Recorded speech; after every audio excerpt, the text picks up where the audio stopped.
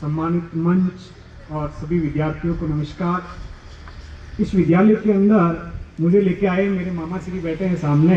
सबसे पहले यहीं पे लेके आए थे, बोला कि तू 12th पे नहीं पढ़ता है तो यहाँ पे चल, थोड़ा संस्कार भी मिल जाएगा और थोड़ी अच्छी पढ़ाई हो जाएगी। उसके बाद जब मैं इस विद्यालय के अंदर 8वीं कक्षा के अंदर था तो मेरे अंकल ने मुझे जयपुर लेके गए थे 8वीं कक्षा के अंदर।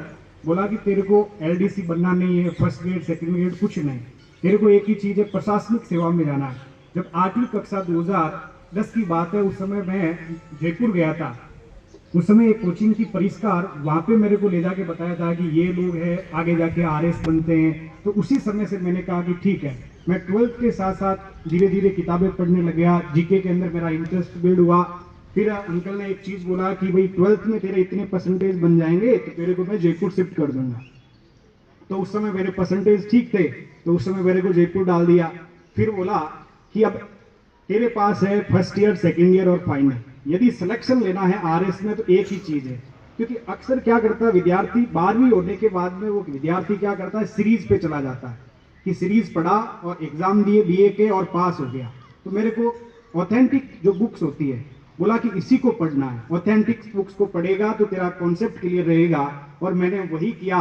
3 साल मैंने राजस्थान विश्वविद्यालय से मैंने बीए किया था। उसमें मॉर्निंग में 7 बजे से क्लास लगती थी, मैं जाता था। फिर मेरे को धीरे धीरे पता चला कि उस विश्वविद्यालय का जो राजस्थान महाविद्यालय था उसमें हर बैच में 250 से 300 आरएस अधिकारी बनते थे। फिर धीरे धीरे पता चला कि उस विश्वविद्यालय के अंदर यूनिवर्सिटी के जो विद्यार्थी थे उन विद्यार्थियों के लिए यूनिवर्सिटी के प्रोफेसर ने 1 बजे के बाद 4 बजे तक 1 से 4 बजे तक आरएस की तैयारी फ्री करवाते थे। तो मैंने कहा हम भी फ्री कर लेते, पैसे थे नहीं, अंकल जी पढ़ाते थे तो उस समय हम पढ़ते थे। तो सबसे बड़ा चीज होता है विद्यार्थी के जीवन में कि आपको क्या कंटिन्यूटी रखनी है। परसेंटेज मायने नहीं रखता है, लेकिन जो 6ठी से 12वीं तक की जो पढ़ाई है ना, यही आपको आगे जाके प्रशासनिक सेवा के अंदर अक्सर यही कहा जाता है कि एनसीईआरटी पढ़ो। ये एनसीईआरटी कौन सी है, कक्षा 6 से लगाकर 12 वाली। आईएएस अधिकारी आपको बनना है तो भी आपको 6 से 12 तक की एनसीईआरटी पढ़नी पड़ेगी। एनसीईआरटी को याद करना पड़ेगा और वही क्वेश्चन आता है। छोटा सा कॉन्सेप्ट होता है, जैसे हम भी एनसीईआरटी पढ़ के गए थे, वापस एनसीईआरटी आज प्रशासनिक सेवा में भी आए हैं तो एनसीईआरटी पढ़ के ही वापस आए हैं। तो बेसिक आपका क्या होना चाहिए, तैयार होना चाहिए। उसके बाद मैंने फिलोसफी दर्शन शास्त्र विषय से मैंने एमए किया राजस्थान विश्वविद्यालय से।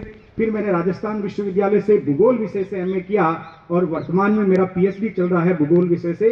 4-5 महीने में वो भी कंप्लीट हो जाएगा पीएचडी।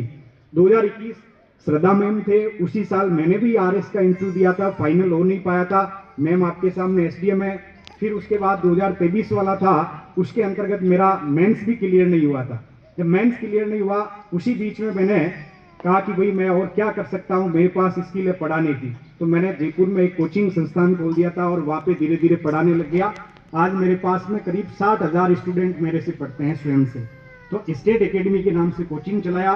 फिर धीरे धीरे मैं स्वयं भी पढ़ता रहता था और मैं ही आंसर राइटिंग करता था, दूसरों को दिखाता था।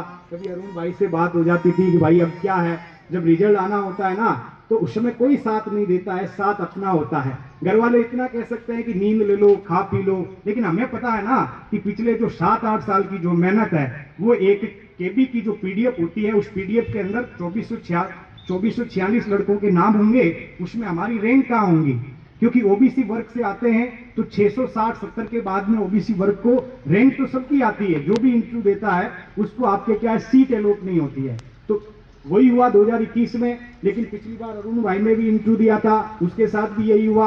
इस बार वापस आके क्या है, हमने दोनों ने इंटरव्यू दिया था, उस समय आपके क्या है कि रैंक अच्छी आ गई और आपके क्या सिलेक्ट हो गए। जो संदीप भाई है ये भी लगातार आपकी तैयारी कर रहा है और मैं उम्मीद करता हूं कि आने वाले समय के अंदर अच्छी रैंक के साथ में ये सिलेक्ट होगा। क्योंकि इसके लिए एक ही चीज है, पैसेंस।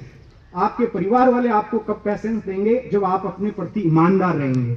आपको भेज दिया जयपुर, आप जयपुर में घूम रहे हो, फिल्म देख रहे हो, ये चीज कर रहे हो, तो घर वालों का क्या होता है, विश्वास उठ जाता है। विश्वास को बांधे रखना आपकी सबसे मजबूत कड़ी होती है। जैसे भोपालगढ़ क्षेत्र में मुझे जानने वाले काफी लोग हैं, शादियों में भी बुलाते हैं, मैं नहीं आता हूं अक्सर। क्यों, हमारा एक ही लक्ष्य है कि पहले सेलेक्ट नहीं होंगे ना तो वो कोई मतलब नहीं है। क्योंकि जो सबसे आसान काम होता है किसी व्यक्ति की आलोचना करना, फिर आपकी आलोचना करेंगे। जिस दिन आप सक्सेस हो जाएंगे उस दिन आपको बुलाएंगे, मान सम्मान देंगे। इसी वजह से मैं किसी की भी शादी में नहीं आता था। मेरे ननियाल में शादी होती थी, वहां पे भी मैं नहीं आया था। मामा जी के लड़के की शादी थी, मैंने कहा नहीं, मेरा एक ही टारगेट है कि मुझे आरएस बनना है। मेरा अभी आरएस का मेंस चल रहा है, मैं नहीं आऊंगा। मेरी स्वयं की शादी थी, मैं 4 ही दिन आया था, उसके बाद वापस उसी में लग गया है। तो आपको एक ही चीज है, आपको तैयारी करनी है तो आपको पढ़ना पड़ेगा। गाइड कोई भी कर सकता है, गाइड करने के बावजूद भी तो कंपटीशन 7 लाख का है। 7 लाख में से आपके 15,000 मेंस देते हैं, 15,000 में से आपके 2400 आपके इंटरव्यू देते हैं।